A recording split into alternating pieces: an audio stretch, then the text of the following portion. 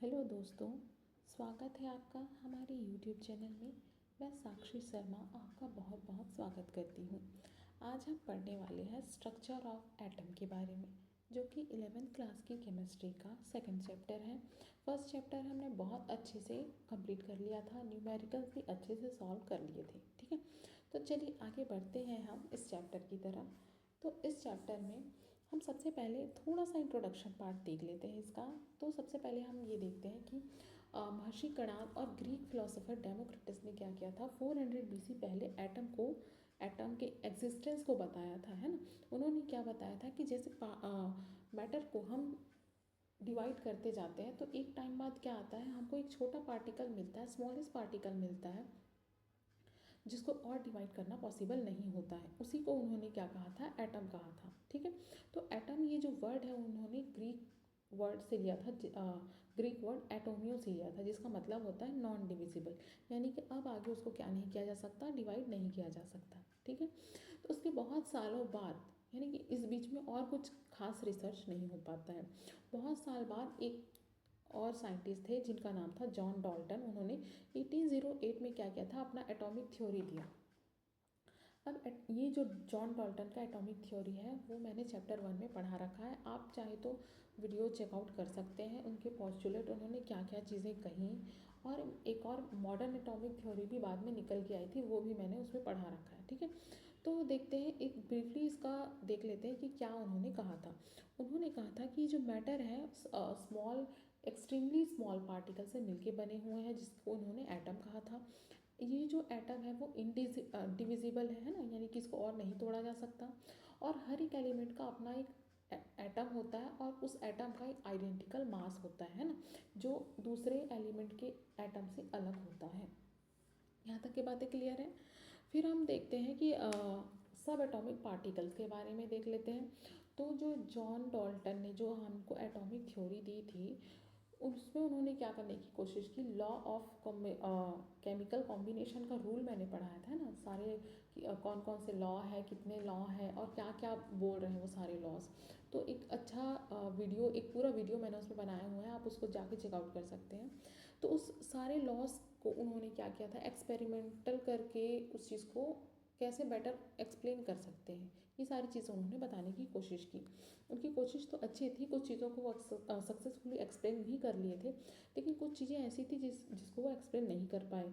कोई भी चीज़ चार्ज कैसे हो जाती है ना, इलेक्ट्रिकल जो प्रॉपर्टी है वो किसके कारण आती है, एटम के अंदर वो प्रॉपर्टी कैसे आती है। जैसे कि हम कंघी करते हैं तो कभी कभी बाल चिपकने लग जाते हैं, कभी कभी जो हमारे कपड़े हैं वो उनमें चार्ज जनरेट हो जाता है, चिपकने लग जाते हैं, है ना, रब करने से। तो ये सारी चीज़ें क्यों होती, इसको वो अच्छे से एक्सप्लेन नहीं कर पाए थे। तो फिर इस तरह से कुछ कुछ कमियां थी उनके थ्योरी में। तो फिर कुछ बहुत टाइम इस तरह से बीत जाता है, 19th सेंचुरी के एंड में और 20th सेंचुरी की स्टार्टिंग में जे थॉमसन है, गोल्डस्टीन है, रदरफोर्ड है, चैडविक है, बोर, ऐसे बहुत सारे बड़े नाम हैं साइंटिस्ट के, जो क्या है रिसर्च में लग जाते हैं और एक रिजल्ट स्टेबलाइज करते हैं। वो बताते हैं कि जो ये एटम है वो इंडिविजिबल नहीं है ना, उसको हम डिवाइड कर सकते हैं, और उसके अंदर कुछ पार्टिकल्स उनको मिले, है ना, जिसको उन्होंने क्या कहा, सब एटॉमिक पार्टिकल्स कहा। और ये जो पार्टिकल्स थे उनके नाम थे इलेक्ट्रॉन, प्रोटॉन और न्यूट्रॉन। और ये जो पार्टिकल्स है उसको उन्होंने कहा फंडामेंटल पार्टिकल्स, है ना। कोई भी चीज़ को हम फंडामेंटल कब बोलते हैं, जब वो बहुत इंपॉर्टेंट रोल प्ले करती है उसमें, है ना, उसके बिना वो उस चीज़ का कोई वैल्यू नहीं हो। तो एटम के अंदर इन ये जो सब एटॉमिक पार्टिकल्स बहुत इंपॉर्टेंट है, इनके बिना एटम का कोई महत्व नहीं है ना, कहने का मतलब। तो आगे देखते हैं, इस पिक्चर के थ्रू आप समझ सकते हैं कि एटम किस तरह से होता है। ये एक एटम का पिक्चर है, जहाँ पे आपको बीच में जो चीज़ दिखाई दे रही है ना, जो रेड और ग्रीन कलर की दिखाई दे रही है, वो सब न्यूक्लियस है। न्यूक्लियस के अंदर आपको क्या क्या देखने के लिए मिलता है, न्यूट्रॉन और प्रोटॉन देखने। ग्रीन कलर में आपको प्रोटॉन दिखाया गया है और रेड कलर में न्यूट्रॉन दिखाया गया है ना। ये एक साथ क्या है, न्यूक्लियस बनाती है, और एटम का न्यूक्लियस बना रही है। और ये जो आपको राउंड राउंड शेप में जो दिखाई दे रहे हैं ना, जिसके अंदर छोटे छोटे ब्लू कलर के बॉल्स हैं, वो क्या है, इलेक्ट्रॉन है, इलेक्ट्रॉन को दर्शाते हैं।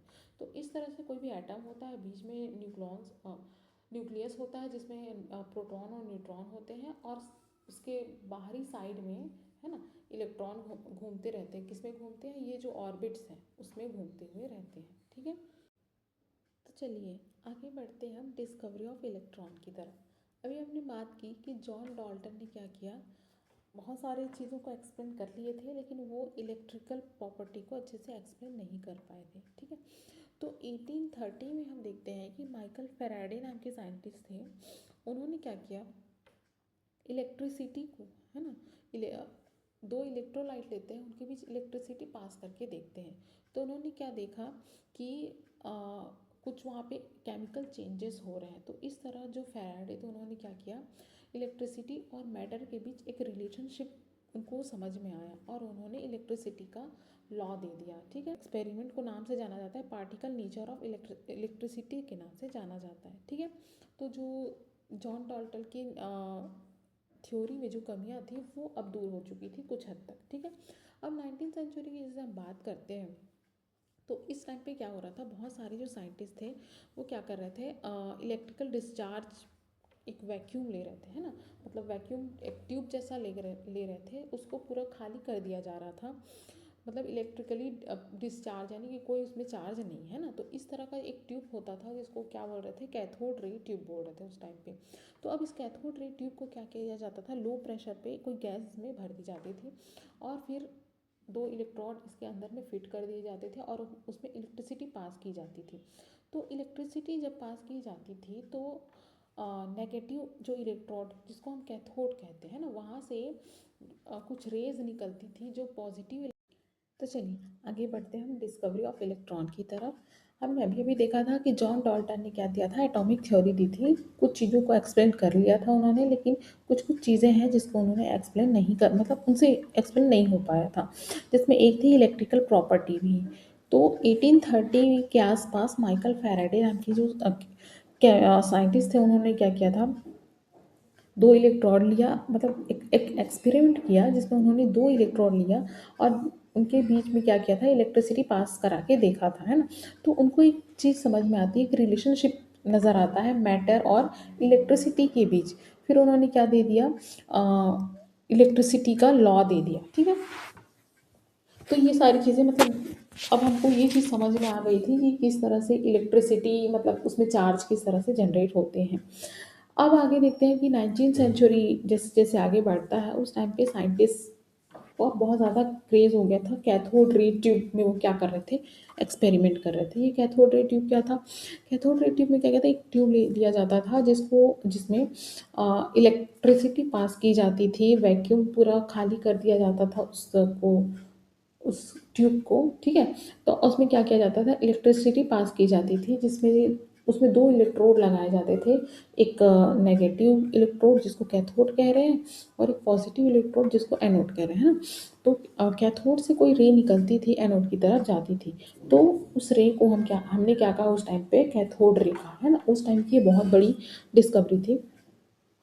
तो इस तरह से कैथोड रे की डिस्कवरी जो चल रही थी तो वो हमें किस तरफ लेके जा रही थी, वो हमें डिस्कवरी ऑफ इलेक्ट्रॉन की तरफ लेके जा रही थी। तो उसी टाइम पे बहुत सारे और भी साइंटिस्ट थे, जैसे कि सर जूलियस प्लकर है, विलियम कॉर्क है, जे थॉमसन है। ये सब क्या है, कंट्रीब्यूट स्टडी कर रहे थे कैथोड रे के ऊपर। तो सर जे जो थॉमसन थे उन्होंने भी बहुत सारे एक्सपेरिमेंट किए, है ना। तो उन्होंने अपने एक्सपेरिमेंट के थ्रू ये रिजल्ट निकाला कि जो कैथोड रे है वो कहाँ से निकल रहा है, मेड ऑफ पार्टिकल्स। किससे बना हुआ है वो कैथोड रे, पार्टिकल से बना हुआ है जो किसी भी एटम से निकल रहा है ना, एटम है और उसके अंदर से ये कैथोड रे निकल रहा है।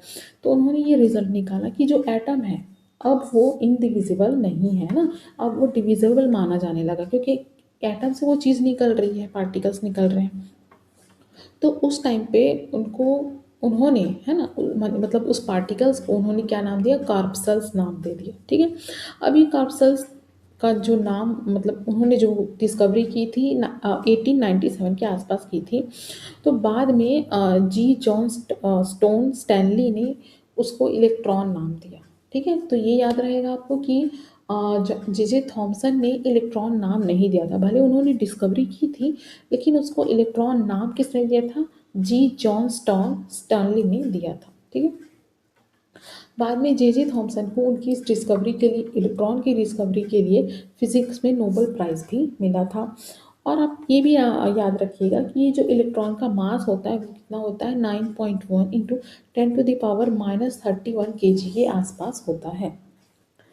तो आप देख सकते हैं कि किस तरह से उसका एक्सपेरिमेंट हुआ होगा। आप पिक्चर में ये देख सकते हैं कि ये जो ट्यूब दिखाई दे रहा है यही है कैथोड रे ट्यूब, जिसमें कि 2 इलेक्ट्रोड लगे हुए हैं, कैथोड और एनोड, है ना।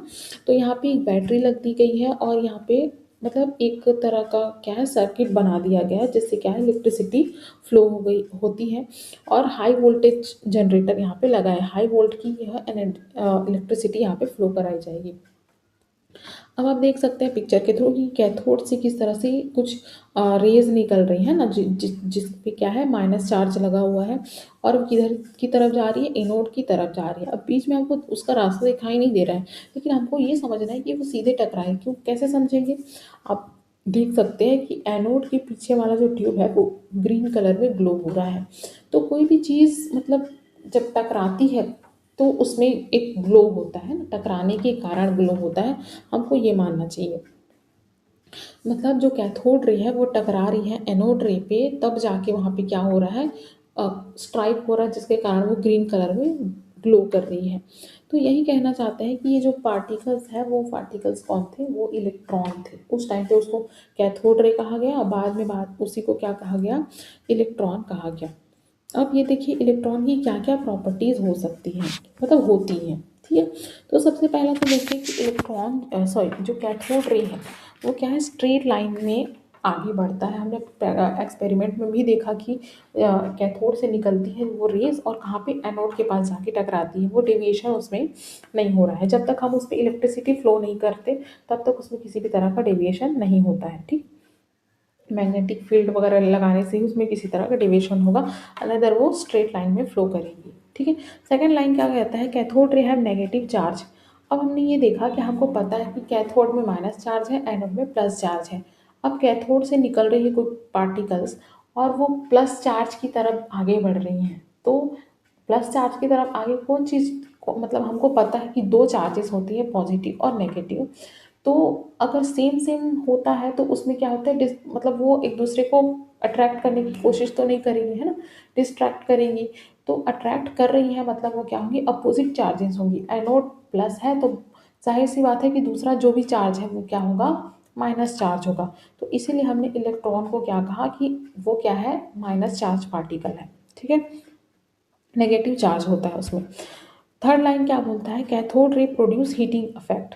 तो जैसे ही कैथोड रे है ना, एक्सपेरिमेंट मान लो हम कर रहे हैं तो उसके रास्ते में हम कोई भी चीज़ रख देते हैं, कोई भी थिन फॉइल पेपर कुछ भी रख रहे हैं, तो वो क्या हो जाती है, कुछ टाइम बाद हीट हो जाती है। तो इससे पता चलता है कि कैथोड रे क्या के अंदर क्या है, हीटिंग इफेक्ट मतलब वो देता है। नेक्स्ट बोल रहा है कि cathode ray produce X ray. तो कैथोड जो रे है, जैसे कि हार्ड मेटल है, टंगस्टन है, कॉपर है, इन सब से जब टकराता है तो एक्स रे भी प्रोड्यूस करता है। नेक्स्ट देखते हैं, इट कैन आयोनाइज। अब कैथोड जो है, कैथोड जो रे है ना, उसके आस जो भी रास्ते में जो भी गैस उसको मिलेंगी उन सबको वो क्या कर देता है, आयोनाइज भी कर देता है। It can affect the photography plate. तो ये फोटोग्राफी प्लेट को भी क्या कर सकता है, इफेक्ट कर सकता है। तो इस तरह से हमने देखा कि इलेक्ट्रॉन की डिस्कवरी किस तरह से हुई है ना, उसके एक्सपेरिमेंट में क्या क्या चीज़ें हुई, ये सारी चीज़ें हमने देखी। और कैथोड की क्या क्या प्रॉपर्टीज़ हैं ये भी हमने अच्छे से देख ली हैं। आई थिंक ये जो कॉन्सेप्ट है इलेक्ट्रॉन का वो आपको अच्छे से क्लियर हो गया होगा। तो आगे बढ़ते हैं हम डिस्कवरी ऑफ प्रोटॉन की तरफ, है ना। तो अब हमको पहले ही पता है कि जो एटम है वो कैसा होता है, न्यूट्रल होता है। अब इलेक्ट्रॉन की डिस्कवरी हो चुकी है, जो एटम का क्या है, पार्टिकल है, सब एटॉमिक पार्टिकल है ना, जिस पे कैसा चार्ज है, माइनस चार्ज लगा हुआ है। अब एटम को न्यूट्रल बनाने के लिए एक और पार्टिकल का होना ज़रूरी है, जिसका जो चार्ज है वो कैसा होगा, मतलब उसके अपोजिट चार्ज होगा, और दोनों मिलके किसी भी एटम को क्या करेंगे, न्यूट्रलाइज करेंगे। अगर और दूसरा पार्टिकल नहीं है मतलब वो एटम क्या नहीं है, न्यूट्रल नहीं हो सकता। तो उसके लिए मतलब ये चीज़ पता थी कि उसमें ये प्रॉपर्टी होंगी, बस उसको डिस्कवरी करने की देरी थी, ठीक है। तो गोल्डस्टीन नाम के साइंटिस्ट थे, उन्होंने 1886 में क्या किया, एक एक्सपेरिमेंट परफॉर्म किया। तो सेम चीज़ें उन्होंने की जैसा कि हमने इलेक्ट्रॉन के एक्सपेरिमेंट में देखा। बस उन्होंने क्या किया, एनोड से कोई रे निकल रही थी उस टाइम पे, है ना। जबकि हमने क्या देखा था, इलेक्ट्रॉन या कैथोड रे के टाइम पे कैथोड से कोई रे निकल रही थी, जबकि यहाँ पे एनोड से रे निकलेगी, है ना। और उसी रे को हम क्या कह रहे हैं, कैनल रे बोल रहे हैं या फिर एनोड रे, अलग अलग नामों से जाना जा रहा है ना। उसी को पॉजिटिव रे भी बोल दिया जा रहा है। तो ये जो पॉजिटिव रे है उसका मास कितना था, उसमें उसके जो हमने वो जो ट्यूब लिया था, है ना, उसमें जो मास, उसमें जो गैस हमने फिल किया था उसके मास के बराबर था। अगर हम हाइड्रोजन गैस ले रहे थे तो तब उस टाइम पे उस रे का जो चार्ज था वो पॉजिटिव चार्ज था। तो इसी पॉजिटिव चार्ज पार्टिकल्स को हमने नाम दिया, प्रोटॉन नाम दे दी, ठीक है। तो आगे चल के ये प्रोटॉन नाम से जाना जाता है, जिसका मास होता है 1.67 into 10 to the power 27 KG होता है, ठीक है। तो आगे हम देख लेते हैं कि किस तरह से ये जो एक्सपेरिमेंट है वो परफॉर्म किया गया था। मैंने बताया था कि वैसा ही ट्यूब हमने लिया था जैसा कि इलेक्ट्रॉन के टाइम पे हमने लिया था। बस यहाँ पे क्या क्या था, दोनों तरफ वही कैथोड और एनोड लगा हुआ है। एनोड से यहाँ पे रे निकलेगी जो है पॉजिटिव रे होंगी, जो किधर जा रही हैं, कैथोड की तरफ जा रही हैं। और ये हमको कैसे पता चल रहा है, यहाँ पे रेड कलर में वो ग्लो हो रहा है ना, कोई भी चीज़ टकरा रही है तो वहाँ पे ग्लो होता है, चमकता है टकराने के कारण, पार्टिकल्स के टकराने के कारण। तो वो चमक हमको यहाँ पे दिखाई दे रही है। कहने का मतलब है कि एनोड से कोई रे निकल रही है जिसमें कैसा चार्ज होगा, पॉजिटिव चार्ज होगा, जो माइनस कैथोड की तरफ जा रही है, रेड कलर में ग्लो हो रही है। और इसी पार्टिकल्स को हमने प्रोटॉन नाम दे दिया था, ठीक है। तो आगे हम इसके कुछ एनोड की क्या क्या प्रॉपर्टीज़ है उसके बारे में देख लेते हैं। तो क्या क्या प्रॉपर्टीज़ होती है एनोड की, these are made up of extremely small positive particles, है ना। बहुत ही छोटे, क्या है, छोटे हैं और पॉजिटिव पार्टिकल्स है, यानी कि इसमें कैसा चार्ज है, पॉजिटिव चार्ज है। This raise travel in straight line, जैसा कि जो कैथोड रे या फिर इलेक्ट्रॉन स्ट्रेट लाइन में लाई करता है, वैसे ही एनोड भी क्या है, स्ट्रेट लाइन में लाई करता है। बस इसको क्या नहीं किया जाना चाहिए, इलेक्ट्रिक फील्ड या फिर कुछ भी मैग्नेटिक फील्ड लग रहा है तब उसमें क्या है, थोड़ा बहुत डेविएशन हो सकता है, अनदर ये क्या करेगा, स्ट्रेट लाइन में जाएगा। ये मटेरियल पार्टिकल्स होते हैं, यानी कि किसी भी मटेरियल से निकले हुए हैं ना, हमको पता है एटम के अंदर से निकले हुए हैं ये।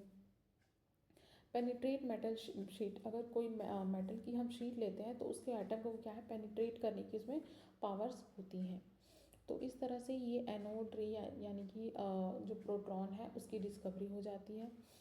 तो आगे हम देखते हैं कि न्यूट्रॉन की किस तरह से डिस्कवरी होती है। तो देखते हैं कि डिस्कवरी ऑफ न्यूट्रॉन में, तो जब अल्फा पार्टिकल्स को बेरिलियम मेटल के ऊपर स्ट्राइक किया जाता है ना, तो कुछ हमको न्यूट्रल पार्टिकल्स भी मिलते हैं, कुछ इलेक्ट्रॉन भी मिले होंगे, कुछ प्रोटॉन भी मिले होंगे, लेकिन कुछ इसमें न्यूट्रल पार्टिकल्स भी हमको देखने के लिए मिलते हैं जिसका मास हाइड्रोजन के मास के बराबर था, है ना। तो इसी न्यूट्रल पार्टिकल्स को क्या नाम दे दिया गया, न्यूट्रॉन्स नाम दे दिया गया। न्यूट्रियल न्यूट्रल से बन गया न्यूट्रॉन, ठीक है। तो चैडविक नाम के जो साइंटिस्ट थे उन्होंने क्या किया, इसकी डिस्कवरी की, इसको नाम दिया, ठीक है। कब दिया, 1932 में दिया। और ये जो पार्टिकल्स थे वो फंडामेंटल थे, यानी कि हमने कई सारे एटम्स के ऊपर इसको रिसर्च किया, तब जाके देखा कि हर एक एटम में ये चीज़ हमको देखने के लिए मिल रही, मतलब ये एक फंडामेंटल चीज़ है जो हर एक एटम में पाई जाएगी।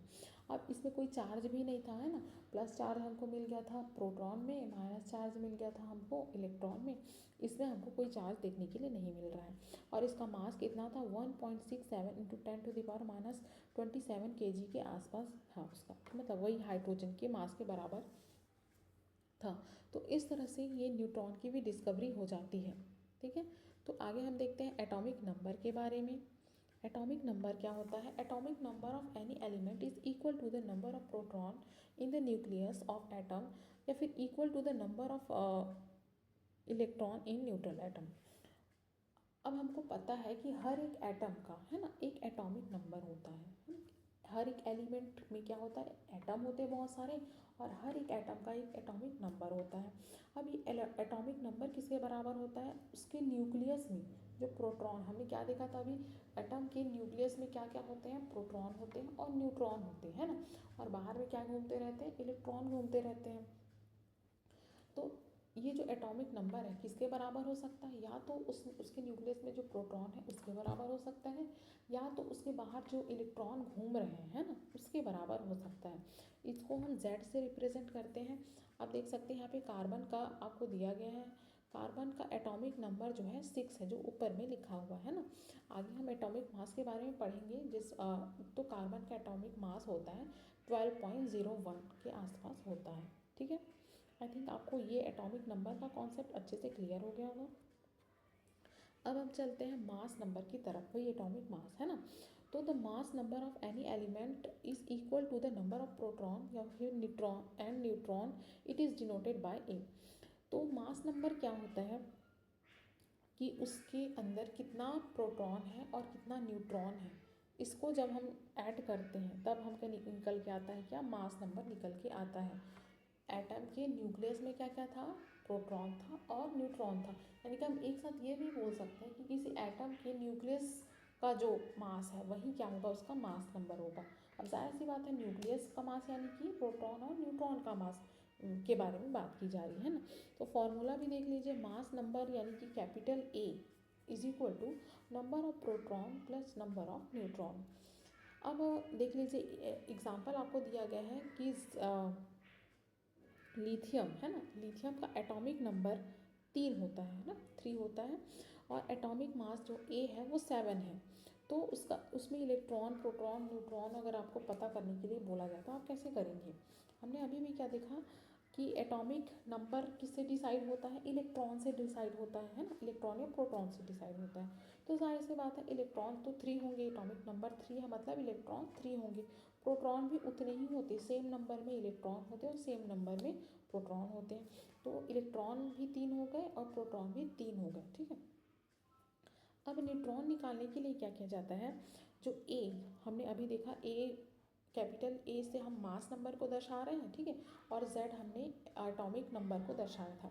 तो ए माइनस जेड करना है आपको। ठीक है, ए की वैल्यू आपको क्या दी है, 7 दी हुई है, और जेड की वैल्यू कहने का मतलब एटॉमिक नंबर है ना, एटॉमिक नंबर इसका कितना है, 3 दिया है। तो हमने माइनस कर दिया तो निकल के आ गया 4। तो हम क्या कर सकते हैं, अगर हमको एटॉमिक नंबर दिया हो, एटॉमिक मास दिया हो, तो हम उसके अंदर कितने इलेक्ट्रॉन है, कितने प्रोटॉन है और कितने न्यूट्रॉन है, ये चीज़ हम फाइंड आउट कर सकते हैं। ठीक है, तो आगे हम देखते हैं आइसोटोप्स, आइसोबार, आइसो इलेक्ट्रॉनिक और आइसो न्यूट्रॉनिक का ये कॉन्सेप्ट समझने की कोशिश करते हैं। तो सबसे पहले हम देखते हैं आइसोटोप्स क्या होते हैं।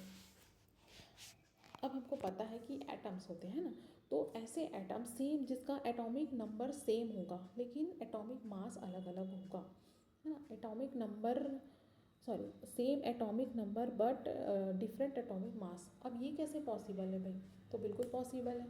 हमको पता है हाइड्रोजन है ना, हाइड्रोजन हम सिर्फ एक ही उसका जो एक ही आइसोटोप है उसी के बारे में पढ़ते हैं, पहले नहीं पता था, लेकिन धीरे धीरे डिस्कवरी जैसे जैसे होती गई तो ये चीज़ें पता चलती गई कि हाइड्रोजन के और भी आइसोटोप्स हैं, मतलब ऐसे और हाइड्रोजन है जिसका एटॉमिक नंबर तो सेम है लेकिन उसका मास अलग हो जाता है। ठीक है, तो इसको जो देखिए एटॉमिक नंबर 1 होता है, और हाइड्रोजन जिसका एटॉमिक नंबर 1 है लेकिन मास भी 1 है, तो उसको हम क्या बोलते हैं, प्रोटियम बोलते हैं। लेकिन हाइड्रोजन जिसका एटॉमिक मास 2 हो जाता है तब हम उसको क्या बोलते हैं, ड्यूटीरियम बोलते हैं। जब उसका मास 3 हो जाता है तब हम उसको क्या बोलते हैं, ट्राइटियम बोलते हैं। ठीक है, तो इस तरह से आप देख सकते हैं इस पिक्चर को। ठीक है, इस पिक्चर में आपको दिखाई दे रहा है ना, प्रोटॉन यानी कि न्यूक्लियस बीच में दिखाई दे, इस तो जो प्रोटियम में क्या है, एक प्रोटॉन है और एक इलेक्ट्रॉन है। ठीक है, और वैसे ही ड्यूटीरियम में क्या है, एक प्रोटॉन है, एक न्यूट्रॉन है और एक, तो इस तरह से न्यूक्लियस में 2 चीज़ें हो गई और इलेक्ट्रॉन एक है। ठीक है, और वहीं अगर ट्राइटियम की बात की जाए तो प्रोटॉन एक है और न्यूट्रॉन 2 है यहाँ पे। ठीक है, और इलेक्ट्रॉन कितना है, एक है। तो इस तरह से ये 3 वाला हो जाता है, तो इसका मास थोड़ा सा बढ़ जाता है, यानी कि धीरे धीरे इसका मास क्या होते जा रहा है, बढ़ते जा रहा है। तो आई थिंक आपको आइसोटोप का ये कॉन्सेप्ट क्लियर होगा। एटॉमिक नंबर इसमें क्या होगा, सेम होगा, लेकिन एटॉमिक मास क्या हो जाएगा, इसका बढ़ जाएगा। तो आगे हम देखते हैं आइसोबार्स के बारे में। इसमें क्या होता है, same mass number but different atomic number, और फिजिकल केमिकल प्रॉपर्टी भी इसमें डिफरेंट आपको देखने के लिए मिलेंगे। क्या बोल रहा है, मास नंबर इसका क्या होगा, सेम होगा, है ना। आइसो बार, बार मतलब लगभग उसको मास से रिलेट किया जाता है। तो यहाँ पर आप देख सकते हैं पोटेशियम का एग्जांपल दिया गया है जिसका एटॉमिक नंबर 19 है लेकिन मास इसका 14 लगभग आता है ना। ऑर्गन का भी 18 इसका एटॉमिक नंबर है लेकिन मास 14 के लगभग आता है। कैल्शियम का भी एटॉमिक नंबर 20 है लेकिन इसका मास भी 40 के, मतलब सबके मास आपको क्या है, सेम दिखाई दे रहे हैं, भले ही इसके एटॉमिक नंबर क्या है, अलग अलग है।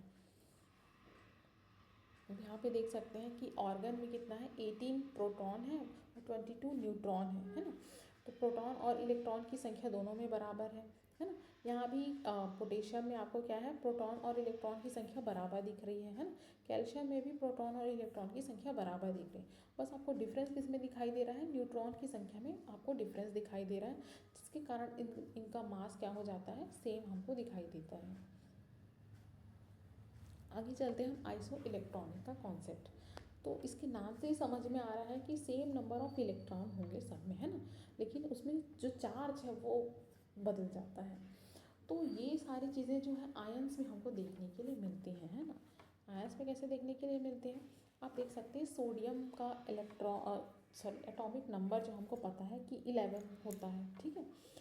तो प्लस, जब हम केमिस्ट्री पढ़ते हैं तो प्लस चार्ज है कहने का मतलब वहाँ से एक इलेक्ट्रॉन निकल गया, और माइनस चार्ज है मतलब वहाँ पे इलेक्ट्रॉन क्या है, ऐड हो गया।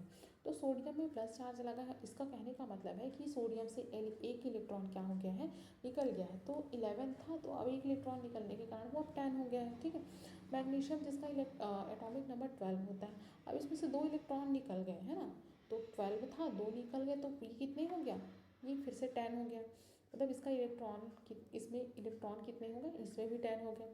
फ्लोरीन, फ्लोरीन जिसका एटॉमिक नंबर 9 होता है और इसमें भी एक इलेक्ट्रॉन ऐड हो गया, माइनस चार्ज है मतलब ऐड हो गया, तो फिर इसका भी इसमें इलेक्ट्रॉन कितने हो जाएंगे, 10 होंगे। क्यों, कुल मिला के आपको यहाँ पे जितने भी एग्जाम्पल दिए हैं, है ना, सब में कि इलेक्ट्रॉन की संख्या कितनी है, 10 है, यानी कि दो सब में सेम है, ये दिखाया गया है। बस आपको यहाँ पे चार्ज अलग अलग है, किसी में प्लस चार्ज है, किसी में 2 प्लस चार्ज है, किसी में माइनस चार्ज है, किसी में 3 प्लस चार्ज है। इससे फ़र्क नहीं पड़ता है कि उसमें कितनी क्या क्या चार्ज है, उसमें क्या है, नंबर ऑफ इलेक्ट्रॉन सेम है। यही चीज़ आपको दिखाने की कोशिश कर रही हूँ मैं। अब देखो इससे फ़र्क क्या पड़ेगा, फ़र्क ये पड़ेगा कि इसकी साइज जो है वो चेंज होती चली जाएगी, है ना। जैसे जैसे आप आगे पढ़ेंगे, क्या बोलते हैं उसको, पीरियोडिक टेबल के बारे में, है ना। पीरियोडिक टेबल जैसे जैसे हम पढ़ते हैं तो उसमें कुछ प्रॉपर्टीज़ होती है, जैसे जैसे आगे बढ़ते हैं हम, ऊपर नीचे जाते हैं, तो एटम के साइज़ जो है छोटे होते जाते हैं, कहीं बड़े होते जा रहे हैं, रेडियस छोटा हो रहा है, बड़ा हो रहा है।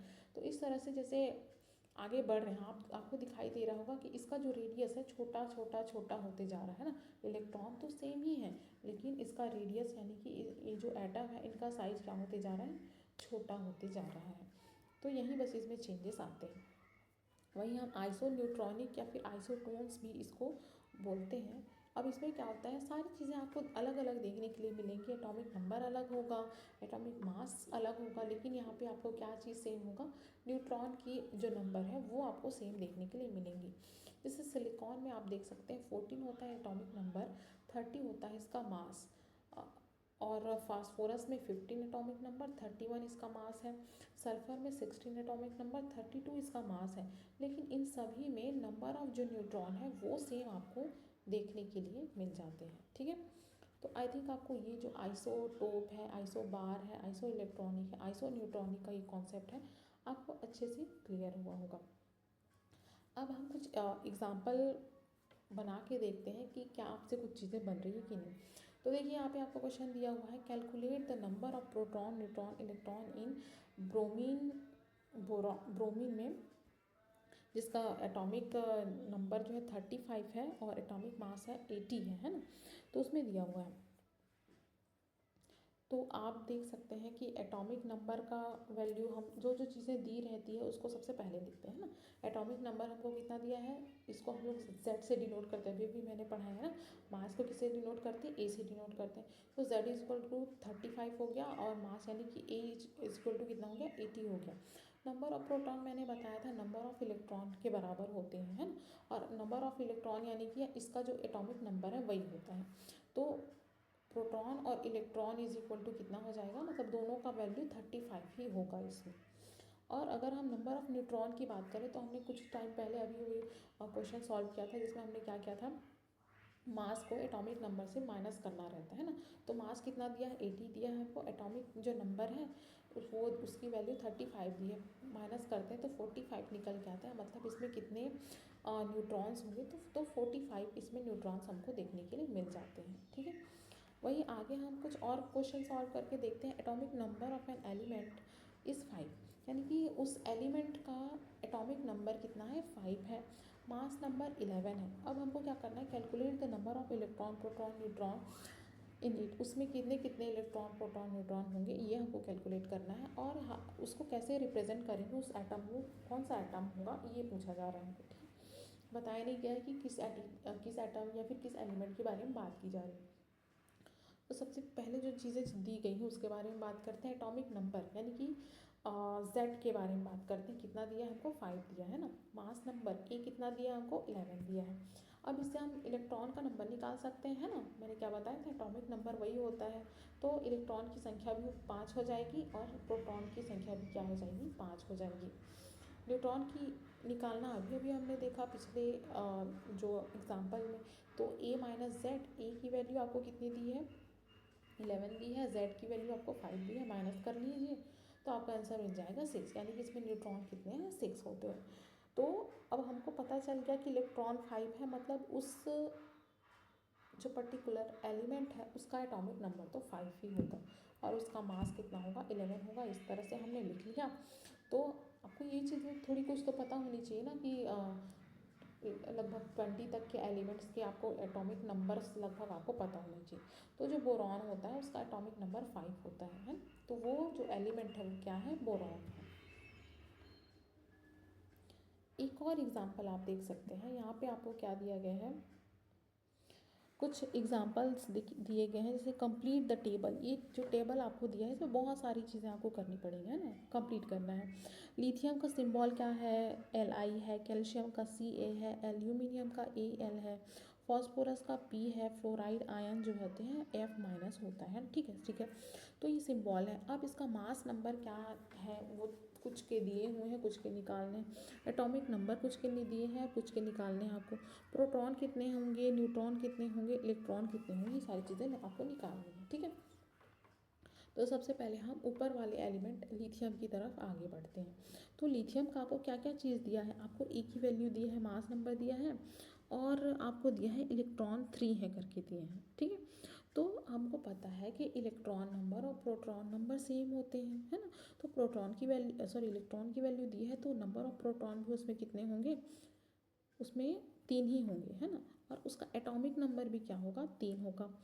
और हमको न्यूट्रॉन की वैल्यू निकालनी है। न्यूट्रॉन की वैल्यू हम कैसे निकालते हैं, ए माइनस जेड करते हैं ना। तो ए की वैल्यू आपको कितने दी है, 7 दी हुई है और जेड की वैल्यू हमने निकाल ली 3। ठीक है, तो 4 निकल के आया हमारा न्यूट्रॉन। तो सारे टेबल आई थिंक फिल हो गए हैं। तो वैसे ही कैल्शियम का हमको क्या करना है, एटॉमिक नंबर जो है कैल्शियम का 20 होता है। और क्या क्या दिया है कैल्शियम का, हमको एटॉमिक नंबर 20 दे दिया है और न्यूट्रॉन कितने होते हैं, 20, ये चीज़ हमको दे दी है। एटॉमिक नंबर हमको दे दिया गया है, तो क्या हम इलेक्ट्रॉन और प्रोटॉन की वैल्यू निकाल सकते हैं, बिल्कुल निकाल सकते हैं ना, क्योंकि वो भी उसके जस्ट इक्वल ही होते हैं। तो इलेक्ट्रॉन भी 20 होगा और नंबर ऑफ प्रोटॉन भी कितना होगा, 20 ही होगा। अब नंबर ऑफ न्यूट्रॉन भी तो हमको दे दिया गया है, कितना दिया है, 20 दे दिया गया है। तो मास नंबर क्या हम निकाल सकते हैं, मास हमको पता है कि इलेक्ट्रॉन का जो मास है उसके न्यूक्लियस से डिसाइड करते हैं। न्यूक्लियस में क्या क्या होता है, हमारा प्रोटॉन और न्यूट्रॉन होता है। तो दोनों को प्लस कर देते हैं, है ना। तो प्लस क्या क्या करेंगे हम, प्रोटॉन 20 आ गया, न्यूट्रॉन की वैल्यू दी हुई है तो 20 20 40, है ना। तो इसका मास कितना निकल के आ गया, 40। वही एल्यूमिनियम का जैसे हम देखते हैं, तो एल्यूमिनियम का हमको क्या दिया हुआ है, इसका हमको दिया हुआ है मास नंबर दिया है 27 और हमको प्रोटॉन 13 दिया हुआ है। ठीक है, प्रोटॉन 13 दिया तो जाहिर सी बात है इलेक्ट्रॉन भी कितना होगा, 13 होगा, है ना। अब इलेक्ट्रॉन 13 हो गया, आपको प्रोटॉन 13 मिल गया है, तो आप क्या क्या चीज़ें निकाल सकते हैं। मास नंबर आपको 27 दिया है तो नंबर ऑफ न्यूट्रॉन निकाल सकते हैं। ए माइनस जेड करेंगे, ए की वैल्यू आपको दे दी गई है 27, है ना। और जेड आपको पता है 13, ठीक है। तो इस तरह से 14 इसका क्या निकल के आ जाता है, नंबर ऑफ न्यूट्रॉन निकल के आ जाता है। तो इस तरह से आप फॉस्फोरस का भी आई थिंक ये सारा चीज़ तो मतलब आपके लिए है ना खेल की तरह हो गया, ईजिली आप निकाल पा रहे होंगे। फॉस्फोरस का आपको क्या कह दिया है, आपको दिया है एटॉमिक नंबर दे दिया है 15 दे दिया है, और न्यूट्रॉन का नंबर्स दे दिया है। एटॉमिक नंबर से आप क्या क्या निकाल सकते हैं, प्रोटॉन और न्यूट्रॉन तो निकल ही गया है ना। अब आपको क्या क्या करना है, क्या करेंगे, मास नंबर निकालने के लिए आप क्या करेंगे, पी मास नंबर मतलब अगर आपको एक ही वैल्यू नहीं दी है ना, तो एक ही वैल्यू आप कैसे निकालेंगे, उसमें जो न्यूक्लियस का, न्यूक्लियस में क्या क्या चीज़ें होती है, प्रोटॉन और न्यूट्रॉन होती है, तो उन दोनों की वैल्यू को प्लस कर लीजिए, आपको मिल जाएगा उसका मास, है ना। तो 15 + 16 किया तो हमको निकल के आ गया 31, जो कि क्या है उसका मास नंबर हो जाता है। वही फ्लोर, तो आई थिंक आपको ये सारी जो मैंने समझाने की जो कोशिश की वो सब क्लियर हो गए होंगे। तो आपको अगर ये वीडियो अच्छा लगा होगा, समझ में आया होगा, तो प्लीज़ चैनल को लाइक कीजिए, सब्सक्राइब कीजिए, और आगे अगर आपको वीडियोस चाहिए इससे रिलेटेड तो भी कमेंट कीजिए, जिससे मैं आपके लिए जल्दी जल्दी वीडियो ला सकूँगी। तब तक के लिए थैंक यू, बाय बाय।